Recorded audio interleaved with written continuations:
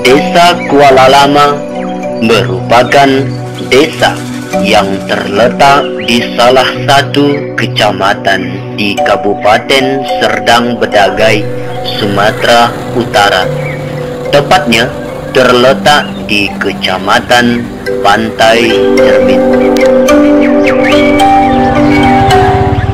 Secara geografis, Desa Kuala Lama berbatasan dengan Selat Melaka di sebelah utara.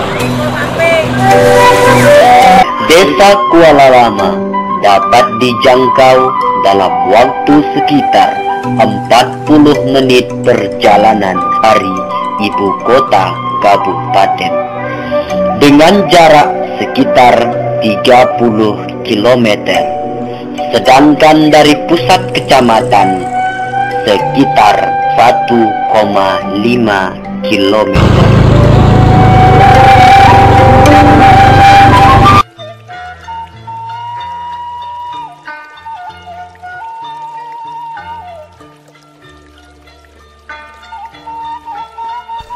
Konsep pembangunan berkelanjutan.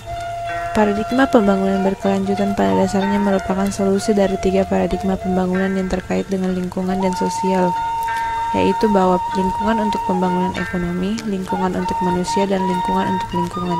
Pembangunan dilaksanakan dengan tujuan untuk kesejahteraan manusia, termasuk di dalamnya pembangunan bidang ekonomi dan kelestarian lingkungan hidup.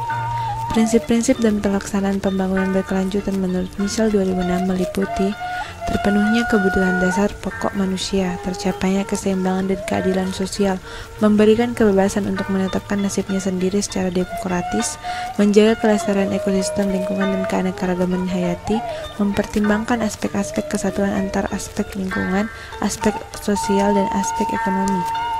Perubahan pada aspek ekonomi. Meski mayoritas pembangunan pada program PLBPM difokuskan kepada pembangunan fisik, sarana pemukiman, dan tidak memberikan bantuan keuangan langsung kepada masyarakat, namun program tersebut membawa dampak positif terhadap perubahan ekonomi yang dirasakan masyarakat.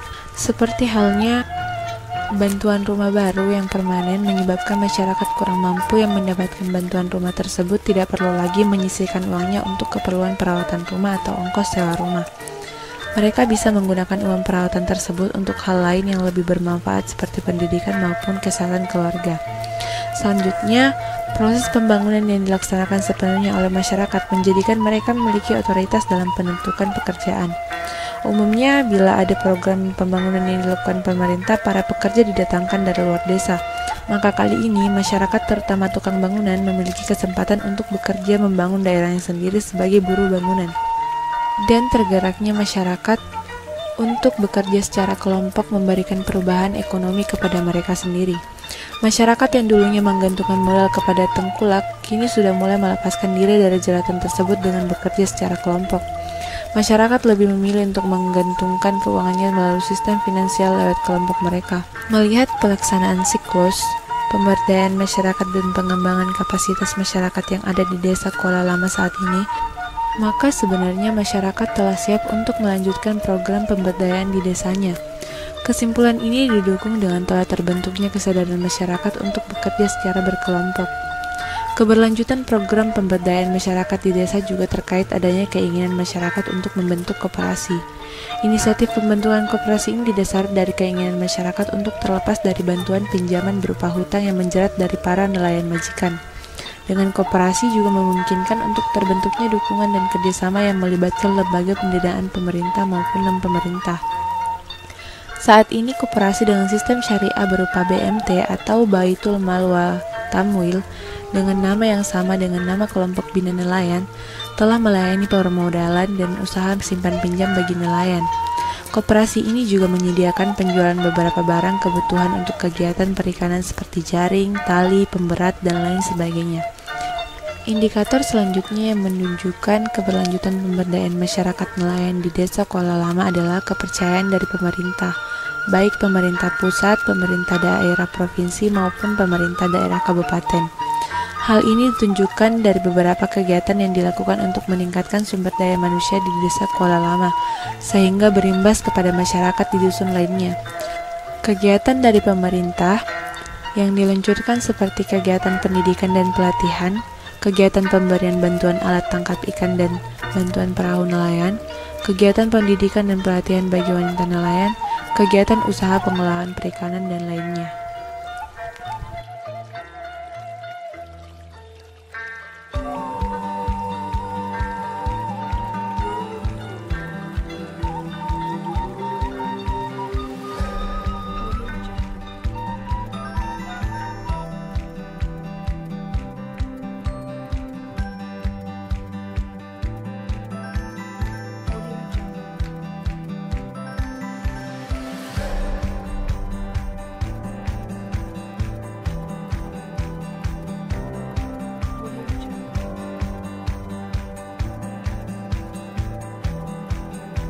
Penerapan program Minawisata dalam meningkatkan pendapatan masyarakat pesisir di Kabupaten Sula.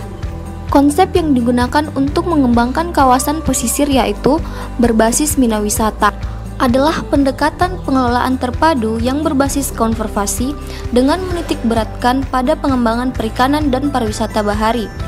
Salah satu contoh implementasinya yaitu rancangan proyek perubahan lokus pilot project di wilayah Kecamatan Sanana Utara, Kabupaten Kepulauan Sula yang memiliki sebaran ekosistem laut dan pesisir yang sangat luas.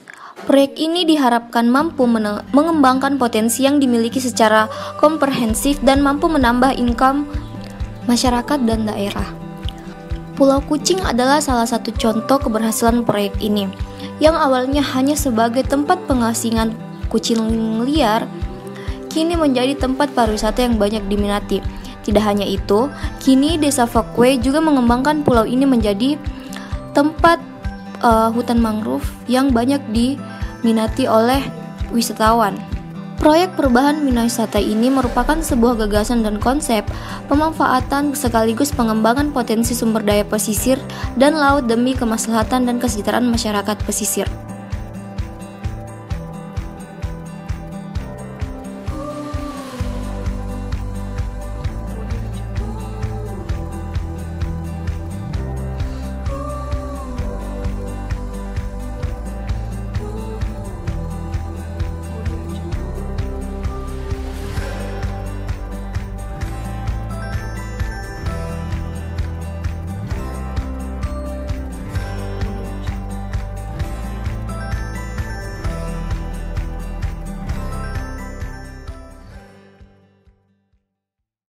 Audio Jungle.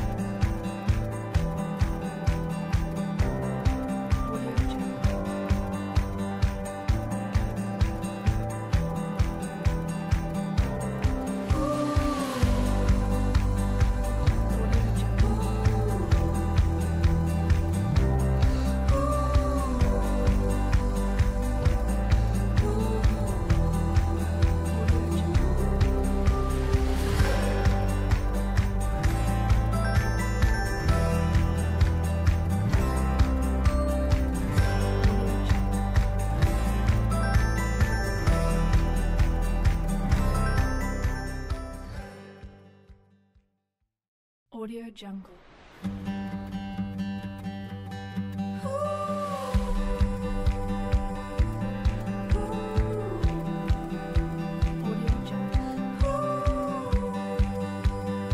Penerapan meningkatkan kesejahteraan warga. Menteri Lingkungan dan Kehutanan meresmikan program energi mandiri surya angin dan energi mandiri tambak ikan dari Pertamina Cilacap di Dusun Bondan, Desa Ujung Alam, Kecamatan Kampung Laut, Kabupaten Cilacap, Jawa Tengah. Program memperdayaan masyarakat pesisir agar mandiri dan berwawasan lingkungan dengan energi baru. Dengan program ini, masyarakat Dusun Bondan dapat menerima manfaat nyata berupa peningkatan kesejahteraan. Dusun Bondan sendiri merupakan desa nelayan yang tertinggal dan terpencil. Program pengembangan energi mandiri yang ramah lingkungan tersebut berkontribusi terhadap pengurangan emisi karbon. Program ini mampu meningkatkan hasil tambak bandeng, udan, dan kepiting. Sebagai wujud nyata dari program energi baru dan terbarukan, Pertamina Cilacap telah mengaplikasikannya melalui program pembangkitan listrik tenaga surya sistem on-grid yang kali ini dikemas dalam program unggulan Proper Energi Mandiri Tenaga Surya dan Angin. Pada program energi mandiri tambak ikan, masyarakat telah mendapatkan hasil berupa peningkatan produksi budidaya tambak dengan konsep tambak terpadu. Memang pada daerah-daerah remote ini kita bisa mengembangkan energi surya dan energi angin. Apa yang baik dari sini kita lihat sistemnya tadi saya udah lihat mesin-mesinnya, alat-alatnya, ini berarti sistemnya off grid. Off grid itu artinya nggak harus masuk ke sistem jaringan PLN. Di luar negeri banyak sistem yang seperti ini. Oleh karena itu tadi saya minta Pak Dirjen untuk membawa ini ke tingkat nasional. Kita akan lihat bagaimana kelembagaannya di sini, apakah koperasi atau BUMDes dan lain-lain, dan bagaimana kekuatan kelembagaan di kelompok masyarakatnya sendiri, karena ini masih di kelompokan. Ini tahap pertama kan 12 kW ya, nanti akan kita teruskan sampai dengan masyarakat sini semua bisa menerima manfaatnya untuk energi listrik dari surya dan angin ya. Ini adalah kombinasi yang baik, ini memang mungkin pertama kali ya energi surya gabung dengan energi angin ya. Jadi nantinya bisa 24 jam ya Pak? Ini sudah 24 jam, jadi kalau angin kan bisa sampai jam 10-12 malam kan. Jadi menggunakan surya dari pagi sampai nanti jam 2 bisa ambil alurnya angin sampai jam 12 malam, baru nanti menggunakan baterai simpanan itu dari jam 12 sampai jam pagi lagi. Ada matahari nanti ngecas lagi.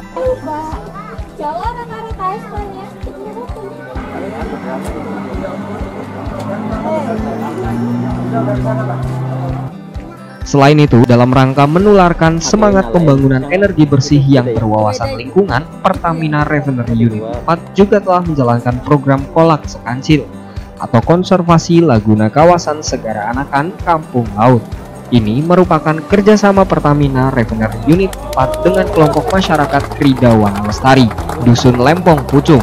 Dalam program ini, Pertamina telah menanamkan setidaknya 1.236.200 pohon mangrove sejak 2009.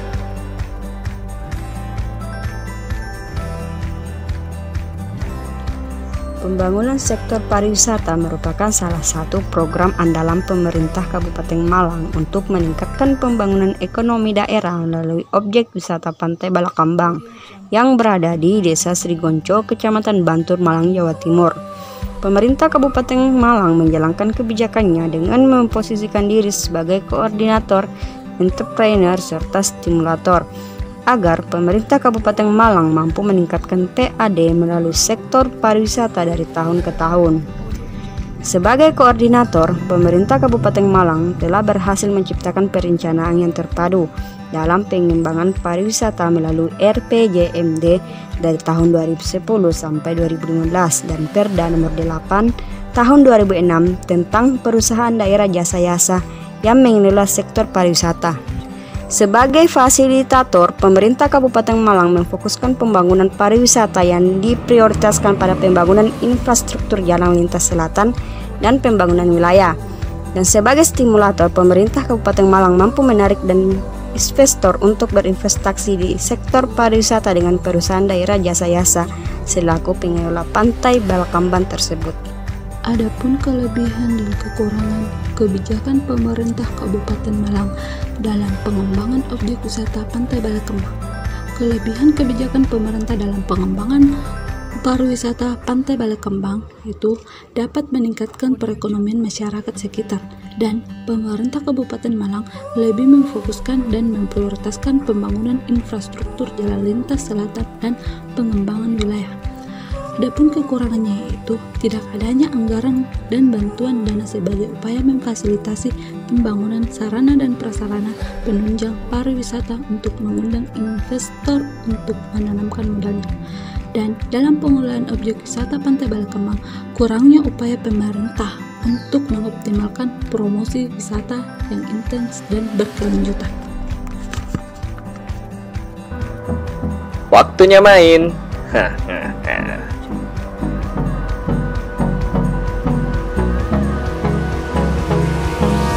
Hold me close till I get up. Time is barely on our side. I don't wanna waste what's left. The storms we chase are leading us, and love is all we'll ever trust. Yeah, no, I don't wanna waste what's left. And on we'll go, through the wastelands, through the highways, till my shadow turns to sun rays. And on we'll go, through the wastelands, through the highways, and on we'll go.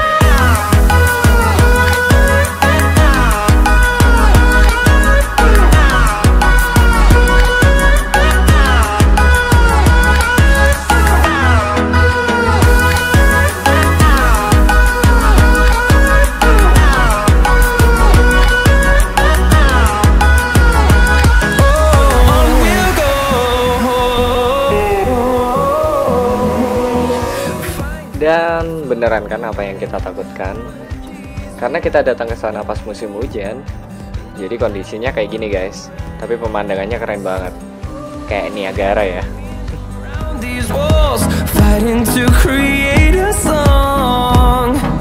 I don't wanna miss a beat. And on we'll go, through the wastelands, through the highways, till my shadow turns to sun rays. And on we'll go, through the wastelands, through the highways, and on we'll go.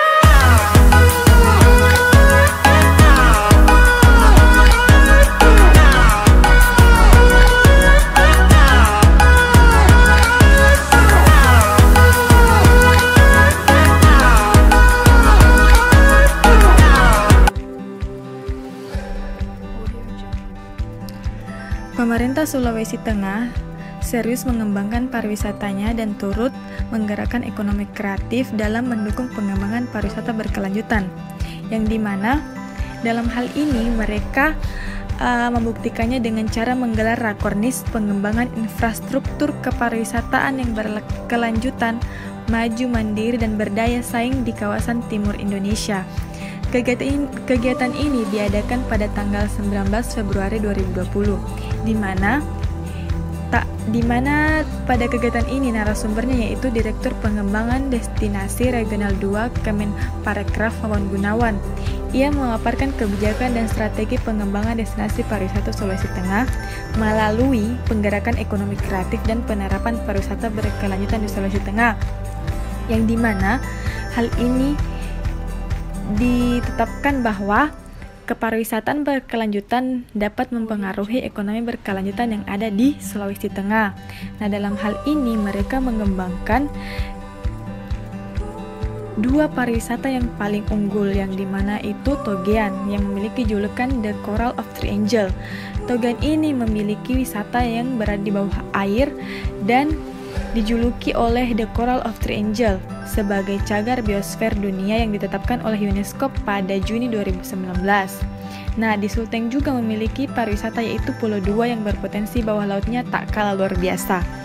Pulau Dua juga bisa mengembangkan wisata sejarahnya karena dulu di sana merupakan lokasi perang tentara Jepang zaman Perang Pasifik. Nah, di sana juga terdapat Pulau Sambora yang dijuluki sebagai Raja Ampat Sulawesi. Nah, destinasi lainnya masih banyak lagi, tapi mereka lebih menekankan kepada 3 destinasi utama ini. Nah, 3 destinasi utama ini pemerintah sedang mengembangkannya untuk menjadi pariwisata berkelanjutan dan dapat menggerakkan ekonomi kreatif juga yang berkelanjutan. Sekian, wassalam. Kabupaten Pati yang merupakan kabupaten yang terletak tepatnya di Provinsi Jawa Tengah, dan kabupaten ini memiliki 1 desa yang tertinggal yaitu Desa Muktiharjo. Dan desa ini memiliki cukup banyak penduduk. Tapi meski disebut dengan desa yang tertinggal, akan tetapi potensi ekonomi yang berkelanjutan yang ada di desa itu sangatlah memungkinkan untuk dijadikan sebagai ekonomi yang berkelanjutan. Contohnya saja di sana ada lahan pertanian, perkebunan, sektor perikanan, dan sektor pariwisata itu sendiri. Dan di sini kita sudah tahu bahwa masyarakat yang ada di desa itu memiliki sektor perkebunan dan hampir masing-masing keluarga memiliki perkebunan itu. Dan seharusnya masyarakat yang ada di sana itu bisa untuk lebih mengembangkan perkebunan itu. Misalnya bisa untuk ditanami berbagai macam tanaman yang ada. Contohnya saja ada padi, tebu, jagung, pisang, kedelai, dan kapuk. Meski membutuhkan jangka waktu yang panjang dalam berproses, akan tetapi itu semua bisa menjadikan sebagai ekonomi yang berkepanjangan atau berkelanjutan. Dan yang kedua, di desa Muktiharjo ini memiliki sektor wisata yang bernama sektor Gapura Majapahit dan merupakan salah satu situs peninggalan sejarah yang bisa menambah wawasan sejarah bagi masyarakat yang ada di desa itu ataupun para wisatawan yang datang dari berbagai macam daerah. Dan di sini sangat diharapkan bagi pemerintah dan masyarakat yang ada di desa itu untuk bisa bekerja sama agar bisa mengembangkan dan terus merawat wisata tersebut agar tetap terawat dan tetap menarik perhatian para pengunjung dari berbagai macam daerah. Dan wisata ini juga bisa dikatakan sebagai ekonomi yang berkelanjutan. Kebijakan berkelanjutan Nusa Tenggara Timur yaitu melakukan kegiatan pemasangan transek permanen, monitoring pemutihan karang, dan pembersihan terumbu karang. Kegiatan ini dalam rangka memperingati Coral Day 2017 sekaligus launching perdana Kuvan Diving Community. Tujuannya untuk bekerja sama dengan semua diver dan diving Kuvan untuk mendorong perkembangan wisata bahari berbasis konservasi. Komunitas ini akan mendekatkan potensi estetika laut kepada generasi muda untuk ikut terlibat langsung dalam mengelola laut, yang mana kehadiran Kuvan Day Community ini diharapkan dapat mendorong usaha wisata bahari di Nusa Tenggara Timur. Dengan pengembangan wisata bahari harus memperdaya masyarakat Nusa Tenggara Timur bisa sejahtera. Upaya pengelolaan perikanan berkelanjutan ini juga harus mendapatkan perhatian khusus. Terkait dengan pembahasan teman saya tentang perkembangan wisata bahari berbasis konservasi, ada dampak yang ditimbulkan. Yang pertama, dampak bagi ekonomi daerah dan dampak bagi ekonomi masyarakat lokal. Adapun kelebihan dan kekurangan atau dampak positif dan negatif dari perkembangan ini yaitu yang pertama, perekonomian masyarakat lokal meningkat. Yang kedua, membuka lapangan pekerjaan bagi penduduk sekitar. Yang ketiga, dibangunnya fasilitas-fasilitas dan infrastruktur yang lebih baik serta mendapatkan devisa. Adapun kekurangan atau dampak negatif dari perkembangan ini yaitu banyaknya wisatawan yang masuk menambah potensi kerusakan lingkungan karena sampah dan kurangnya kerjasama lintas sektor yang bersinergi.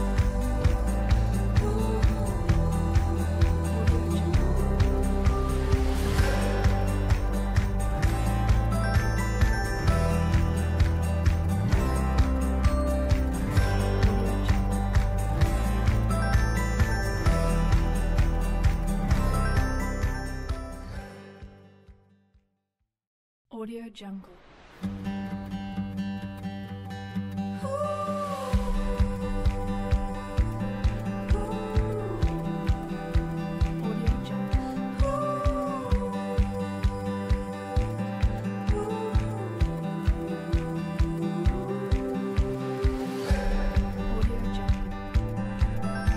Konservasi internasional sudah membantu pemerintah Raja Ampat dalam menyiapkan konsep dan menyelenggarakan pembangunan berkelanjutan selama lebih dari 14 tahun. Dalam konteks itu, data tentang sumber daya biofisik, peranan dan sosial ekonomi masyarakat Raja Ampat dikumpulkan dan dianalisis. Berdasarkan bukti-bukti ilmiah, pemerintah dan rakyat Kabupaten Raja Ampat kemudian memutuskan untuk membangun ekonomi daerah Ini berdasarkan prinsip dan kaidah pembangunan berkelanjutan, yaitu pembangunan tanpa merusak lingkungan dan sumber daya alam, serta membangun generasi saat ini dengan tidak mengorbankan kepentingan dan kebutuhan generasi yang akan datang. Guna berkelanjutan pembangunan yang berbasis sumber daya alam, perairan, pemerintah dan masyarakat Kabupaten Raja Ampat telah memutuskan untuk melakukan langkah-langkah konservasi terhadap 1,5 juta hektar wilayah perairannya, baik dalam bentuk kawasan konservasi perairan daerah maupun bersama pemerintah mengelola kawasan konservasi perairan pusat. Kebijakan juga diambil untuk mengelola kawasan konservasi itu secara efektif melalui pengawasan dan patroli berbasis kelompok masyarakat serta membangun badan pengelola kawasan konservasi daerah dalam bentuk suatu badan layanan usaha daerah.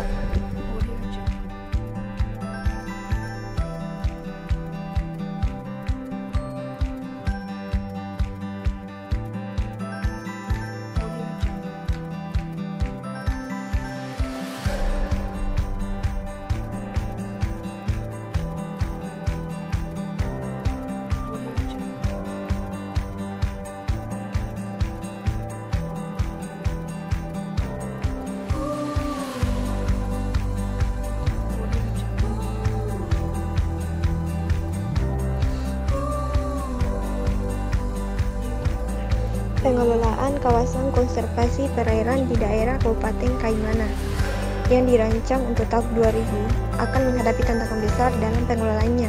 Dengan kata lain, target secara kuantitatif akan tercapai, tetapi tidak dengan target kualitatif. Tantangan terbesar dalam target yang dirancang pemerintah tersebut bukan pada pencapaian luasan kawasan konservasi, tapi bagaimana semua kawasan yang sudah tercapai tersebut bisa dijaga dengan baik. Ada 3 tantangan utama yang harus dilalui oleh pemerintah dan semua elemen terlibat.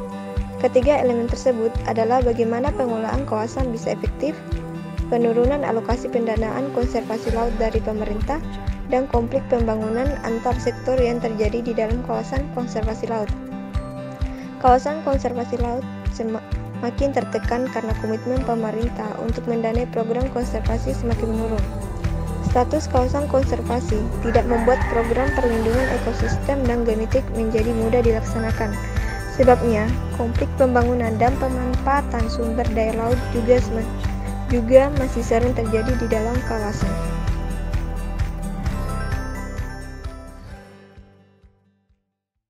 Audio Jungle. Dari 10 contoh kebijakan di atas kita bisa lihat bagaimana upaya-upaya yang dilakukan desa dalam membentuk usaha ekonomi berkelanjutan dengan memanfaatkan sektor pariwisata baharinya. Kabar baik dari implementasi kebijakan ini adalah semenjak diadakannya mulai menunjukkan perkembangan di bidang infrastruktur dan fasilitas jalan, walaupun efektivitas kemandirian masyarakat untuk menjadikannya sebagai bentuk ekonomi berkelanjutan masih perlu ditingkatkan, seperti yang terjadi di Kampung Laut, Bantur, Mukti Harjo yang masih perlu dikembangkan. Tidak seperti Kupang, Raja Ampat, Kaimana yang nama-namanya sudah sering sangat didengar. Itulah tadi pemaparan dari kelompok 3, kurang lebihnya mohon dimaafkan dan sampai jumpa.